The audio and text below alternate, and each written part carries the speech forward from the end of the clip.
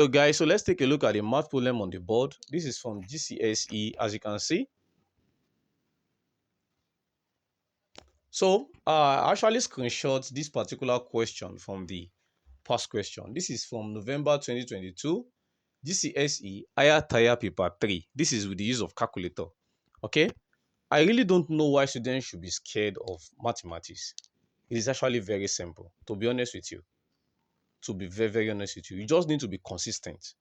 Okay, now we are told that A, B, and C are points on a circle. Let's check that. A, B, C, they are points on a circle, which is correct. Center O, which is the center here. BD is a tangent. This is the tangent to the circle. OCD is a straight line. OCDS is a straight line. Work out the size of angle what? X, which is the angle over here. Now, this is based on circle theorem. Let's take note of some things here. We're told that BD is a tangent, which is this. Now, this is the center. Half of a circle is called diameter. And half of diameter refers to as what? Radius. So which means from here to here is a radius. From here to here is a radius. These two are equal. Which means OB is same thing as OC in terms of length. Do you understand? So what you need to note is this.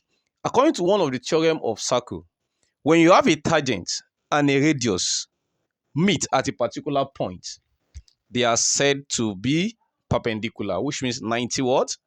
Degrees. That's the meaning. Don't forget, this shape here is a what? Triangle. So which means we need to just get the what? The value here. So as well as sum of the total values in the triangle to add up to what? 180 degrees. Is that not it?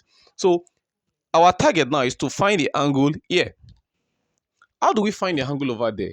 Of course, we are told that this is angle at center. So another theorem says that what? Angle at center is twice of angle at any point in the remaining part of the what? Circumference. What do we have here? 32. So for me to get this, I have to multiply 2 by this 32 to give what? 64. That is the meaning.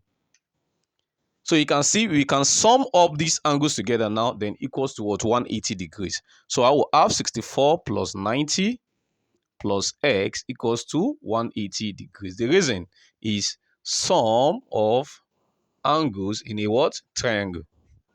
So 64 plus 90, that should give us 154 plus x equals to 180. Collect like times, x equals to 180 minus 154. So x will be equals to what? That should be 26. Yeah, that is how to solve problems like this. Sharp, sharp, you are done. So if you enjoyed this video, please don't forget to like my videos, share this video, and be part of this community. Okay, you know, you don't need to be scared of all of these questions in mathematics. You understand? When you're in the right channel, you should not be scared.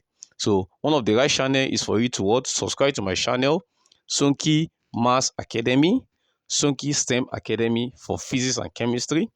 Then on my Facebook page too, the same thing, Sunky STEM Academy for math, physics, chemistry. TikTok, Sunky STEM Academy for the three of them as well. So I'll see you guys in the next one. Bye for now.